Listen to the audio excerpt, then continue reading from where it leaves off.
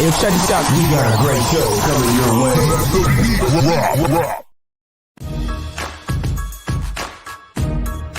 From the ECSI Sports Studios, it's the Midday Market Report with Jeff Dawson.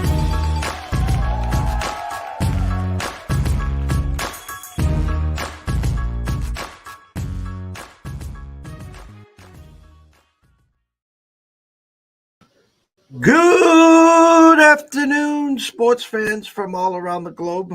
I am your host, Jeff Dawson, East Coast Sports Investors, and this is your Midday Market Report for Wednesday, November 23rd, 2022, the day before Thanksgiving, a day that we should be grateful. Friends, family, people that have less than us. And I think a lot of times we get caught crying, whining, bitching, complaining about everything, and just take a look around you and then think before you speak, and you'll see you're doing pretty good. If you had Spain minus 6.5, you got the extra point, 7-0 Spain. Holy cow. I guess they'll be advancing. I just got a small thought that they might be advancing here. Today, we have always blessed and honored to have good friend Andrew McInnis, who tiptoed to the city this past weekend, and we just couldn't connect. And we're going to get a little background of his exciting weekend in Boston. And if he bet the unders in both of his experiences at the Garden, at Gillette, he was a winner. But I don't think he did for some reason. I don't know. But we got to start with the stunner in the CFL, the championship. So without further ado, let's bring him in, the one and only Mr. Andrew McInnis. Mr. Jeff Dawson, I got to say, I love that new intro. I mean, I know it's not brand new, but every time it gets me going. It fires me up for the show. I like it. It's so funny. Our buddy, Mr. Lucky, did a tweet yesterday, and he did the breakdown of that. And a good friend of ours from the Vegas area, JB the Ticket on Vegas Scoreboard Express, does a lot of work. And we said, hey, we're looking for some intros. We're looking for it. And he did this, and he did the breakfast bankroll. He was supposed to do a closing bell and an intro and an out that we haven't got. But the funny thing is, JB hit the tweet yesterday, goes, hey, that's me. I was like, I give you a shout out every damn show here, JB. Where's the closing bell? I love it, though. I do. Thank you. Boston, really disappointed we couldn't connect. But I'm going to be honest with you. I didn't want to interfere with the bike ride on Saturday. Did you get on the bikes and ride the city? We actually didn't. And I'm upset. I was very disappointed because I wanted to do that. I don't want to come on here and smack talk anybody, but there might have been one person in my crew that didn't want to do it, and unfortunately, they won the argument. But it was really nice that day. That day we did just a lot of walking around. Like I'm the kind of person that just loves new experiences and new places. Like when I go somewhere, I don't need to be constantly entertained by stuff. I could walk around. I mean, Friday morning before my shows, because I was still doing shows while I was in Boston. I mean, you see me drinking coffee pretty much every time I'm on a show with you. I just walk around, go to different coffee shops, looking around. I mean, when you're in a new city, it's just exciting because you see everything. Where I'm from, I know I could drive back, my eyes closed to get anywhere. If you told me you were staying on this street at a hotel, I could drive you there from the airport in a heartbeat. I love being in a new place and just exploring and looking around. We hopped on the commuter rail, went all around the North End, got to some restaurants, went to another area, went to South Boston. It was just kind of a day to explore and have some fun that way. But I'll tell you, it was after our buddy CT Betts was handing out the Vivas. It was a slow start to Saturday morning, that's for sure. You talk about some bets that I missed out on. I'm telling you, I mean, Bruins puck line should be just the bet every single time right now, but especially when they're playing Philadelphia and Chicago. And then I had every single person that knew I was going on this trip was like, you better bet that under on the New England game. And I just bet props. My favorite play of the day was Jacoby Myers over on his yards. He did get that. So I was happy about that. But it was funny because in a game that was 3-3 until that wild ending, I was sweating out a guy's receiving yards over, and we did end up hitting that. But I'll tell you what, Jeff, I had a fun time, but the next place I watch a game, I want it to be warm out. I'll tell you that. I'm going to a college football game or something. I'm not even a Patriots fan like my two other friends are, so I can't sit up there in the 300s and cheer on a team in the freezing cold. And they only give me 6 points. At least if I was up there, give me an exciting game, but it's not the Bill way. I mean, not really even Bill. It's Matt Patricia, right? Yeah, he's supposedly the OC. And the funny thing is, I keep telling everyone this. It seems like there's two playbooks. There's one for Mac Jones and there's one for Zappy. Yes, I agree. When Zappy gets out there, they're throwing left, throwing right, stretching the field, and Mac comes in. It's Stevenson left, Harris right, and then can we get Hunter Henry or Jacoby for 3 to move the chains? And it makes him look bad. Like the funny thing is, you look at the numbers, like, because up on the screen, like, it's funny. I'm used to checking my phone, obviously watching at home or whatever. You look at the screen, and you look at the numbers that Mac Jones had. It was like at one point, I think he was like 17 of 19, Jeff. Something like that. And then you check the score and you're like, how does this guy have like 250 plus yards?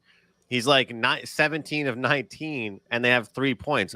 Nick Folk missed two field goals, but still, I mean, and the Jets only crossed half like one time all game.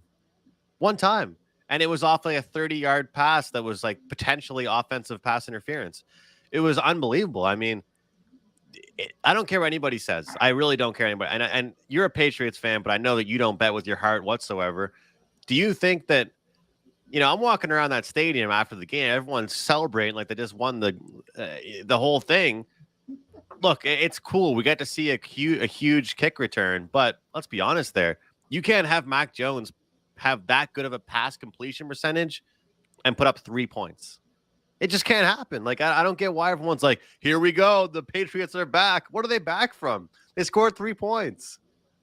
You know something? It's funny, and you are 100% correct. I leave my heart and the ego at the door every day. And I've said this 100 times. This will be 101. I never bought in Bill We Trust. I never was drinking the Kool-Aid. I had to sit through not one, but 2 decades of these obnoxious Patriot fans. They're spoiled little.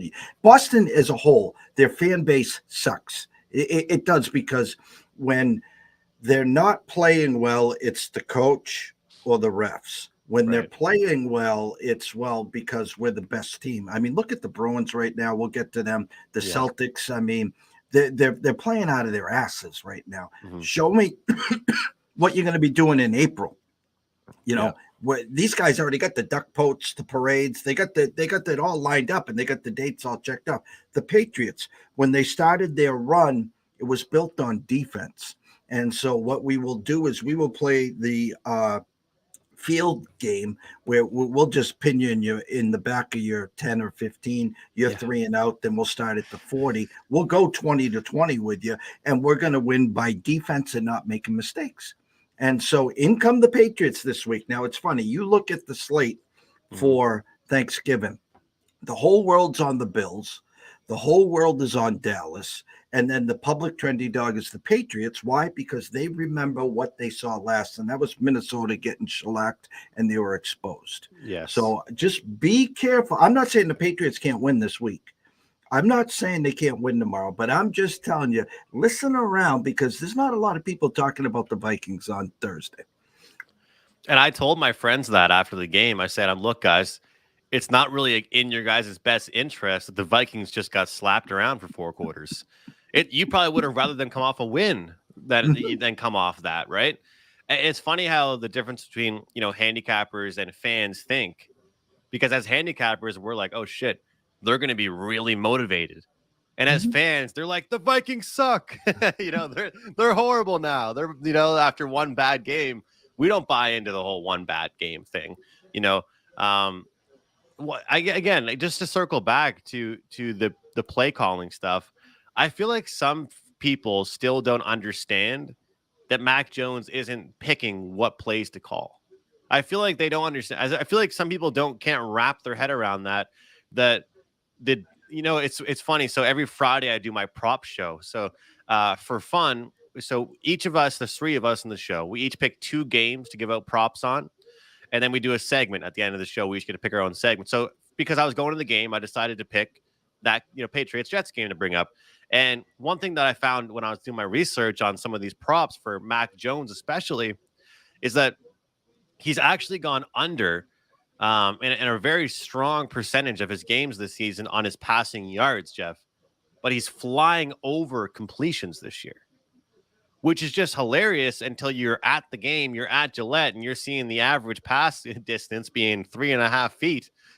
Then it's a little bit easy to understand, And you talk about Zappy when he comes in, they're like, all right, yeah, let's throw a 30-yard bomb the second you. And you know what? I notice the body language. We don't see this as much on TV. When Mac came back to the bench after some drives, when they went for it on 4th and 3, and they ran some weird sweep play that was the most predictable thing in the world, and it's 3rd and long, and they're running a 2-yard run play, you can see the look on Mac's eyes saying, what the hell are we doing here? And then some bozos in the stands are yelling, we want Zappy. It's like they can, he's not controlling that. Although I will say one critique I have, and I know you'll agree with me on this about Mac Jones, does not know how to throw the ball away. No. And a lot of elite quarterbacks, that's one thing that they don't get recognition for. And to bring up the CFL, Cody Fajardo, who's probably going to hit the open market this summer. I don't think Saskatchewan's bringing him back. That's literally his only problem. But in the CFL, because there's only 3 downs, if you eat a lot of sacks, right, you're putting your team back 4 or 5 yards or more, creating a 2nd and, let's say, 15 all the time. Not really a good habit to have as a. So that's the one thing Zach Wilson's good at, and the one bad thing that Mac Jones does. He can't throw the ball away. My hot take in this whole thing is, unfortunately, over the summer, you got a Mac Jones that is coming into his 2nd year. So, you need guidance. And on the first year, they didn't take the training wheels off. Hey, he's the only quarterback in the draft that got their team to the playoffs. Now, they don't want to give Mac the credit that he deserves. So 2nd year, he's going to make his big step. Well, when you bring in 2 coaches, Matt Patricia and Judge, that are being paid, the bulk of their salary is being paid by the Giants and the Lions. So they're friends of Bill's, they're puppets, they can come in. The Patriots get them on the cheap, and it's just plug and play, because don't forget, it's Bill and the system. It's not the stars. And so Mac was upset about that, number one. Number two, you can see and read his body language. He's upset because you're not allowing him to put the team in position to win. They're holding him back. And at Alabama, he had stars on the left, stars on the right. And what do? They put these stars in open space, catch them, and they go. And the Patriots don't do that. They don't have the type of weapons that he had at Alabama. So you basically have 2 more years to decide, is Mac the guy? Or if not, you're not going to give him his 5th year, and you're going to just let him move on to somewhere else. And my hot take is this. This is what I'm hearing.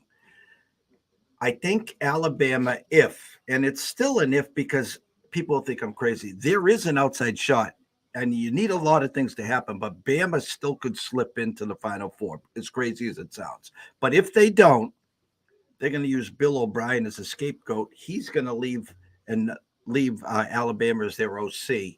And I think he comes back to New England, and he will be the OC next year. Wow. And okay. So that's my hot take there. I like that. I know we have we still got time here. So I need to step in and just say this. My Sunday action parlay, I was looking for a dog of the day. And my NFL, listen, I could talk for hours about the NFL, trying to handicap these games and doing what we've done really, really well this season is team totals. I don't put them in the action parlays because people can't parlay them. So my dog of the day, listen, we did a whole season on the CFL. I pick your brain. I read the market. And I talked to you at length about that line opened up at 4 for a reason. They want to get the Winnipeg side money, and it went to 4.5, 5.5, and some places closed at 6. I didn't hear one person on social media at all giving Toronto a chance. So I got them +6. I got them +200 on the money line. And I was watching that game and I was just like, come on, come on. And I could have felt the last drive by Winnipeg field goal. They win, but they don't cover. Give us the season's over. You can give us the preview, the review. You can give us what happened on Sunday. Shocked, stunned. I know you had a future on them. What was your expectations and how it ended? So, I mean, first of all, hats off to you. It makes me excited. I hope it brings excitement to you to want to do the CFL with me again next year, because I really enjoyed the summer with you and breaking it down and having you give your opinions as well with what the markets are telling you. And now you'll be more familiar with these teams and we can talk about it together, which is great for me. And you'll be coming off a Grey Cup victory. I'm coming off my own individual victory there. And I will say I did have the under, but based on the fact of how fast that number was moving, I did have to release at 47, which did ended up pushing. I'm hoping some clients got the good number of the hook or 48 even, but I always try and keep that integrity of whatever that low number is. I'll release it because it's just not fair. There could be, there could be 6 5.5s out there in a hockey game, but there might be a couple 6s. You got to release that good number. So that's, unfortunately, I did end up with the clients pushing. So not a win, not a loss, but a push on the total. But in that game, look, McLeod Bethel Thompson getting injured, and Chad Kelly. Did you watch much of the game? Kelly stepping in. That guy is hilarious. He just is dripping swag when he's on the field. And I don't say stuff like that very often. That guy is hilarious. Like, he's been their short yardage guy all year, right? And all of a sudden he carries them to a Grey Cup. He's moving around out of the pocket. He's finding his receivers. But let's be honest here. The storyline that I built up as if I was some guy on ESPN or TSN, the storyline of Andrew Harris and I think it's Olette from the running back combo there. Those guys put on a display. The running game was huge. So I wasn't too disappointed with my, handicapping as far as thinking it'd be a run heavy game. The only thing is that there were a couple throws that really changed the total quite a bit. But I'll tell you what, Toronto looked like a really well-rounded team. And all year long, I said, hey, it's not going to be anybody but Winnipeg or BC. But then I said, hey guys, chances are someone's got to come out of the East. Someone has to make the Grey Cup. And the funny thing is, early in the year, I made that bet on Toronto, and I talked with you, asked me, I think one of the days, who do you like? But then going into the previous week, I took Montreal plus the points, getting the hook, and that one didn't go so well. So it was kind of a nice rebound for me, to be honest with you, losing that semifinals, because some people would have just kind of said I'm riding it out with my future, but I guess I liked the hook, the +3.5 with Montreal. But I'll tell you what, I mean, it was kind of good to see a change, good to see a little difference there and Winnipeg to go down. But I was completely shocked to see what Chad Kelly was able to do. The offensive line had a great game. And there were actually 2 players that went to university at school around where I'm from, Jeff, that ended up with huge honors. And Muamba, who is a player, he got most outstanding player in the Grey Cup and most outstanding Canadian. So he ended up getting both awards there. So I thought that was awesome. But the fact, as far as the market goes, you're right. Nobody gave Toronto a chance, and that number only continued to climb. And I think back to several years ago. I think it might have been, let's say, 2016, 2017. I think it was Toronto and Calgary. I think Toronto were +7 underdogs, and they won the Grey Cup outright. I had them in the Grey Cup +7. So what's funny about Toronto is that they're that team that it is either the bottom of the standings or they make the Grey Cup, I guess, because that's what they've been the past 10 years. Really, they either don't do well at all or they're in the running. But it goes to show you that these teams are never out of it, and it really goes to show it needs a huge group collective effort. That was good, important for them. Winnipeg, do you think that they underachieved at all, or do you think Toronto just played a pretty good game? Because I'm not really going to knock Winnipeg. I think Toronto just stepped up. But they had a great year, an absolute great year. They were expected to get there. They got there, looking for what, the three-peat, correct? Yeah, and the blocked field goals. I forgot to mention that 2 back-to-back blocked field goals in the fourth quarter. That's intense. And our producer Kiefer sent out the tweet right after Chad Kelly went to Ole Miss, and he was talking about the swag and stuff. So I thought it was pretty comical there. It's like when you take a look at the Super Bowl or you take a look at any of the big championship events, the teams and the route that it took to get there, and then it's just one game. I mean, the Bengals were really very fortunate last year to beat the Titans. It was 5 turnovers by the Titans, and it took OT. And the game before, it was 2 mistakes by the Raiders. Then they go to KC, and KC's up 10, about to go 17. They don't take the field goal right before they have. They try to get cute, and next thing you know, the Bengals come all the way back in the second half at KC. And in the third quarter in the Super Bowl, they had, I think, a 10-point lead, and the Rams came back. So a lot of people have a hard time wrapping themselves around the dog and the story that it took to get there. A lot of the people that don't care about juice, hey, I'll take the money line. I was watching Sports Grid all week, and then, everyone coming on. I won't say any names, but a lot of the Canada guys, that's all they were kept saying. Winnipeg, three-peat. And I'm like, all right, well, listen, you guys know more than I do. I'm just trying to read this market. That's well, the best thing is, Jeff, you weren't even asking them to win Toronto. No. Keep it within a field goal. Yeah. If Winnipeg kicks for a field goal to win the game, you're laughing.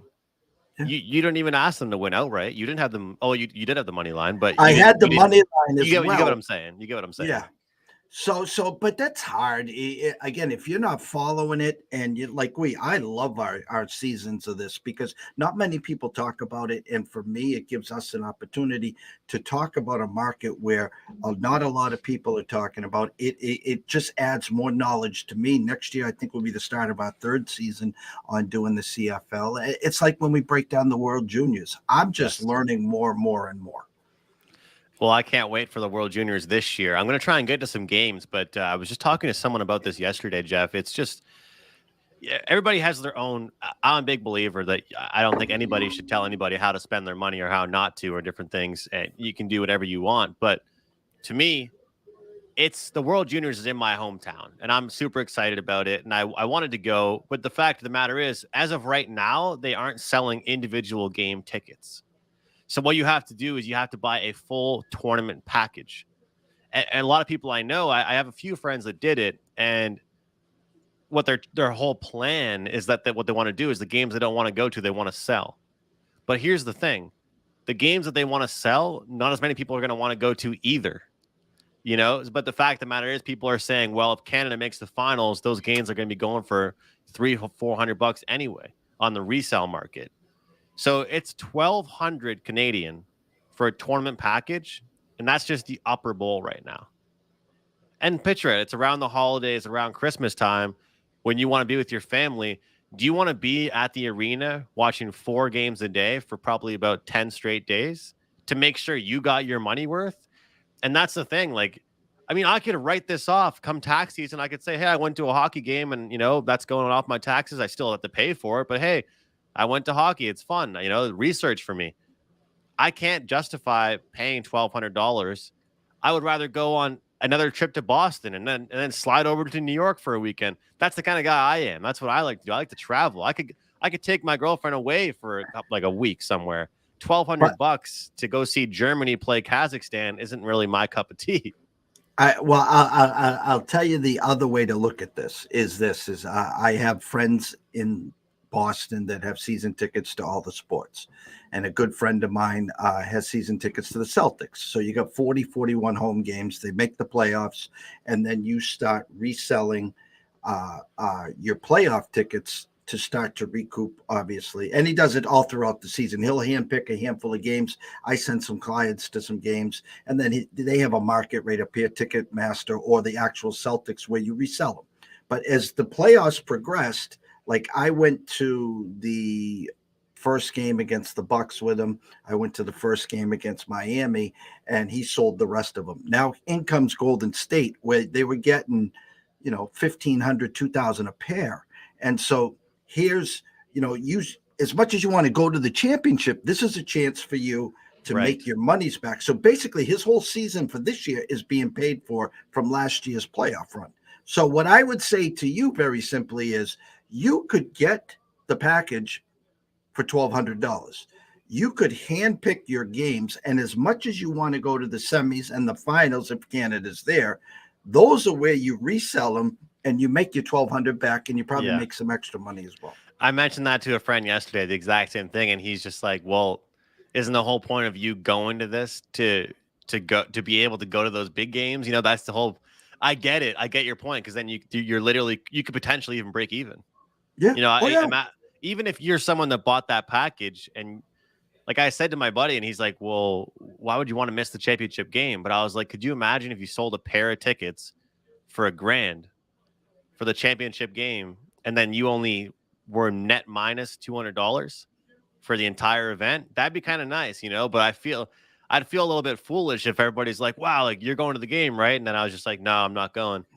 I don't know. Like, I get it. It makes sense. Like that, I said the exact same thing, but like, I would feel weird about only going to the round robin stage and then not going to the finals.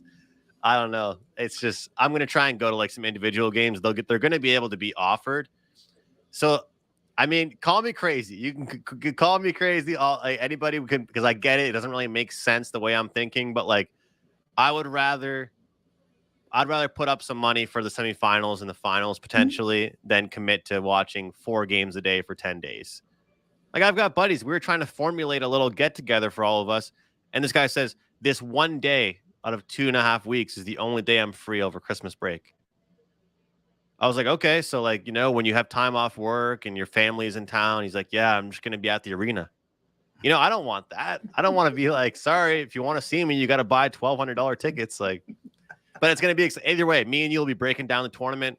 And this year, I really want to do like a just one show that's like strict futures. We'll dive into that. We'll get into some props and things of that nature. 100%, 100%. And we got to get that sponsorship going. That way we can start shouting out a couple books, Listen, I am working my ass off as Mass is getting closer and closer. It's reaching out to these who's with who. Barstools is going to be with Plain Ridge, which is about an hour away. Then we have Raynham Dog Track, which is doing simulcast. It's 45 minutes away. So I'm trying to plug and play who's with who, what and where, and trying to reach out. But yeah, we definitely need a few of those sponsors. So I just got the NFL Blitz arcade game delivered today, and I will have the Golden Tee game delivered next week. So we got a full setup here, big screens here, awesome. Seating area. So we're excited. And next time you're in town, you're definitely going to have to come down and check us out. So, well, maybe in the summer, I can swing. I heard it's beautiful where you live in the summer as well. So maybe that could be an idea. We'll treat you to Lobster, Cape League baseball games, the Red Sox, Fenway Park. Awesome. And we'll have a good time. So this is a privilege here. It's a full slate of NHL hockey. Usually on Wednesday, we only have 3 or 4 games, and Thursday's the big day. I am just going to give you the whole board. Last night, we beat our kryptonite with the Sabres, 2-0 in a blink of an eye. Then it was 2-1. And of course, Sabres were getting stupid penalties after stupid penalties. And I'm like, oh, here we go. Montreal's going to come all the way back. But Sabres 7-2, I think was the final there. I talked about the Bruins. Listen, Dogs against Tampa, they just pushed them aside. Now, again, Dogs against Florida. And then if you would have said in August that the New Jersey Devils would be minus 135 against Toronto, you would say, okay, where do I line up? Do I get a second mortgage? Can I sell my card now? So the board is flipped. It's yours. Have at it. Well, let's start with that game. I mean, let's take a look at the Devils and the Leafs, and I'm going to start you off with a pretty big contrarian play. I'm going to look under 6.5 Devils and Maple Leafs. Look, to me, when I look at all these scenarios, whether it's actually a very basic strategy. Back when in college football, when COVID was going on, everybody said this guy's out for this team, this guy's out for that team. They don't realize the point spread's adjusting for it. Guess what? The team with all the guys with COVID are out. They covered the point spread. In the NBA, all the load management teams, they're the ones that win the games, right? Last night, look what happened. I'm not going to lie, I had Brooklyn tied into a few parlays. I had France, Brooklyn. I had this team, Brooklyn. Boom, that's gone. The teams rally around certain situations. The Leafs decor does not look good right now. Muzzin's already pretty much done, might be retiring. Now Riley goes down, and that is not good for them at all. I mean, he's a big piece of that team on the blue line, but Matt Murray has been outstanding since returning from injury. I would not touch the Maple Leafs or an under if Eric Chalgren is in nets. I'm sorry, but he's not an NHL caliber goaltender. But Matt Murray holding things down. Vanacek is really good, 2.14 goals against average. He's 9-1, 0.92 save percentage. He does have a shutout on the year, and it is a 6.5. And you know how those 6.5s are. They're not really easy to get over. You need a lot of things to go right. You take a look at the Maple Leafs schedule. It has been a little bit up and down, but we have seen them be a little more of an under team this year. And the Devils, hey, when you're on a winning streak, there's still things you want to improve on. And you take a look at this New Jersey Devils team. They've been involved in lots of high-scoring games. They've given up lots of chances, but unfortunately, you take a look at it, allowed 2 against Edmonton, 1 against Ottawa, 2 against Toronto last meeting, 1 against Montreal, 2 against Arizona. I mean, this is a team that's locking things down defensively.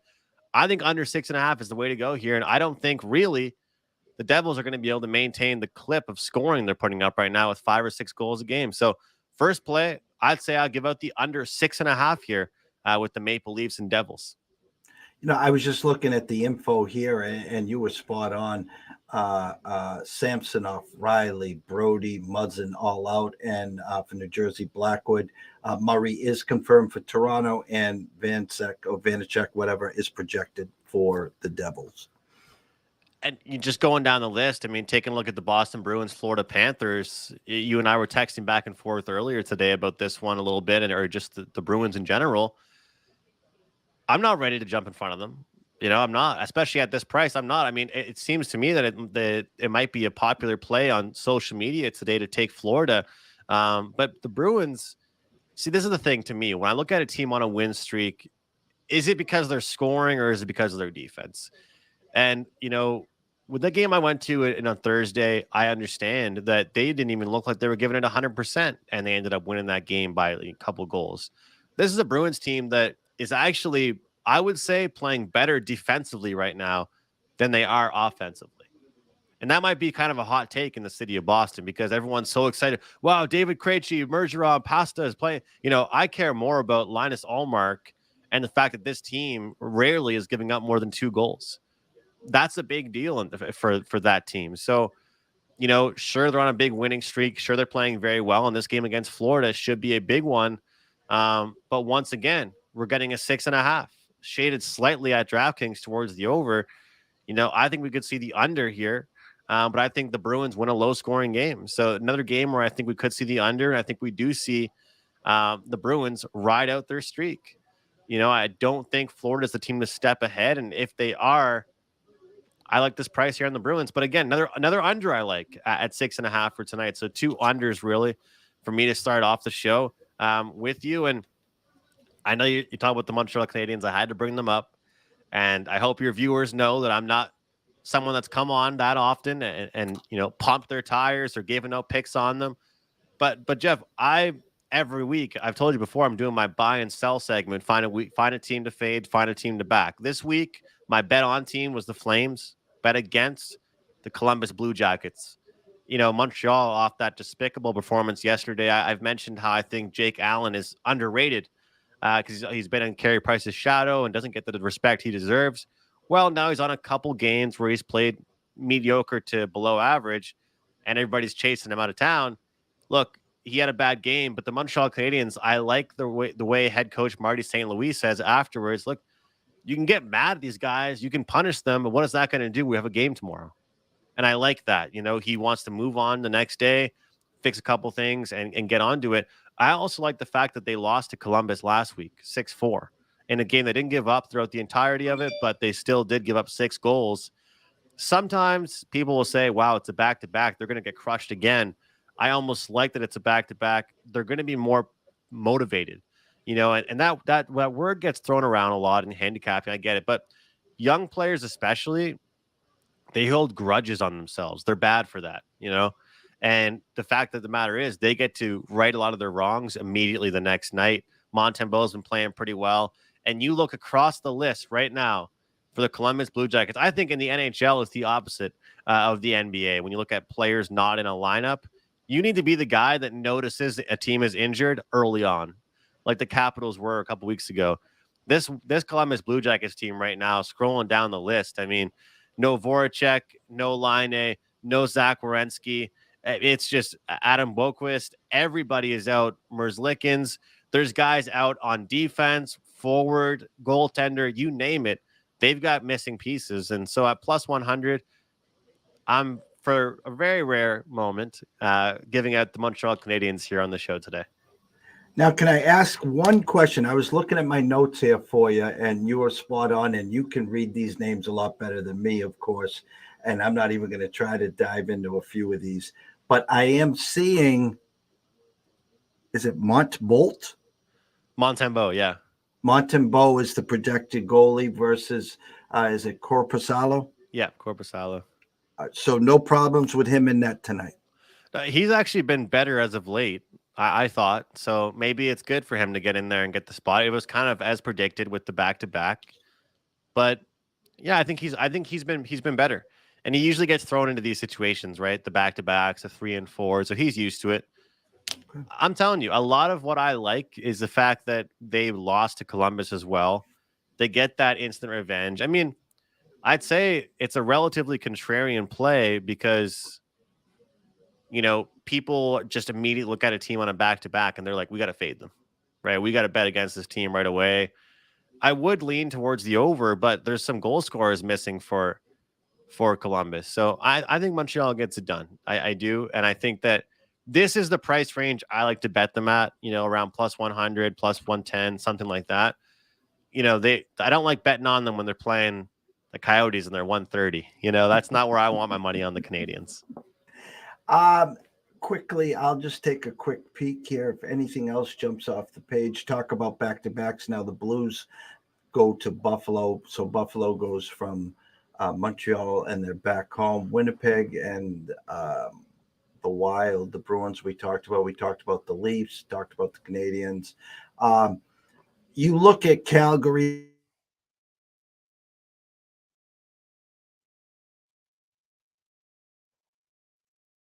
And the Pittsburgh, if my first instinct came over, and we know how the 6.5, you need some flows. Obviously, the brain says 3-3, we're winners. It doesn't matter. Is there going to be a flow here, or would you actually? Are you leaning the dog here with Calgary playing better, or is this a stay away for you? I'd lean towards the dog. I haven't gotten to the window with it yet, but that's kind of where I want to go. One thing I've noticed as of late about the NHL, which I guess has always kind of been a thing, it's a really streaky league. Whether you're on a losing streak or a win streak, teams don't often win one, lose one, win one, lose one. And when that happens, you want to stay away. But I think Jonathan Huberdeau scoring a couple nights ago was big for them. And Pittsburgh was a team I was riding a little bit. As you see right now, they're on a win streak, but it was against Minnesota, Winnipeg, Chicago, scoring, a good amount of goals in that span. But I think Calgary comes in with some confidence after that Philadelphia win. I'm of the belief that it's not one of those strength of schedule like, oh, well, they only beat Philadelphia. Good for them. They beat Philadelphia 5-2. They only allowed 2 goals. Don't bother telling them it was only Philadelphia, because guess what they see? A win. They see a 5-2 victory. They don't care. Us handicappers, I think, overvalue that stuff. I talk about strength and weakness of schedule, of course, but Calgary having that win and looking very, very, poised and lots of great chemistry is a good thing for them in that matchup. But it's hard to argue the over betting anything but the over. I think we could see goals from both. That's for sure. And I think the goaltending hasn't been as good for Calgary as some might have expected it to be for this year. I got to ask your opinion on a game. because I kind of want to go back and forth about this one. The Islanders, Oilers. That one stuck out to me as one that I feel like we could find some sneaky plays. It's interesting because the Islanders have been kind of an over team this year, a little bit, scoring more goals than expected. But Sorokin at home, it's hard to do anything with him. It's hard to fade him. It's hard to bet overs. That's where he plays his best hockey, and he's confirmed for tonight. I've been spot on lately with Edmonton. I've hit them a few times on some team totals. I picked them off. We got lucky on a win last week as well. The opening number had the Islanders minus 115. I'm seeing it as high as 125.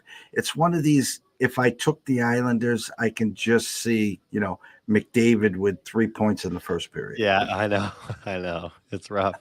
Like that's the thing. Part of me wants to take Oilers, really, but then I wish it was a home game for them. Spot on. Listen, it's Thanksgiving weekend, a week for us actually. Tomorrow, 3 football games. We have the Egg Bowl in college football, and then the weekend. I can't thank you enough, especially on a short week, and to be able to come on same time, same bat time. You came to Boston. We missed each other, so either I will make that trip with the family up there, or we can plan something for the summer. Tell everyone, the scroll has been going. Obviously, we do that every day, every time here on the show. They can follow you at McInnis Picks, at Wager Talk, at Sports Mayflower. Go over to YouTube and subscribe for free at Mayflower Sports. Tell them what you got going on for the week, for the holiday, and what they can expect. I've got a good amount of props ready to be loaded up for tomorrow in the NFL. A couple NFL side plays. I've kind of taken it easy a little bit with the totals. The sides have actually been my strong point with the NFL. And as you know, sometimes you got to just roll with what's been working. So the sides are kind of going for me. So slowing things down with the totals. And college basketball, I'm very low volume with it, but it's been a decent start so far to the season. And NHL, ever since I was in that slump, it's been about 1 to 2 plays a day. But this is a board I really, really do like, and we're attacking it. We're hungry for this today. So there's a special going on at Wager Talk right now. $69, 7 days of plays in every single sport. Really good deal. You get that, maybe just for one sport. So you're getting that for every single sport across the board. And there's UFC coming up. There's NHL, of course, NFL, all kinds of different things we're breaking down. So I love the all access, guys. I know you feel the same way. I'd rather have people for a week or month than just one day. So if you want to join me, that's the way to do it. And Jeff, happy Thanksgiving to you and your family, and to all of the viewers here in Canada. We had our Thanksgiving last month. So this is Thanksgiving week for you guys. Tomorrow for me is just a Thursday with football, and I'll take it. Hey, guys, for that $69 for a week, just think of it this way. It's $10 a day, basically, and you're getting all the sports. You're getting an opportunity, for the full week. And we here at ECSI, Andrew's the same way. We believe in long term. Listen, if someone is hot as a firecracker, well, it's a numbers game. So usually if you jump in on someone that's 19-2 the last 21, well, you're probably going to see the 2-19 versus the 19-2 the next 21 games. Yes. Get your feet wet for a week, see what he's all about, pick his brain. You're going to love what you see. And then from there, take him out for another week or two, or even a month. So from myself, Jeff Dawson at EC Sports Invest, from the one and only Andrew McInnis at McInnis Picks, we wish everyone a blessed day. Have some fun. There's a huge board out here. Pick and choose. Happy Thanksgiving, and we'll see you soon.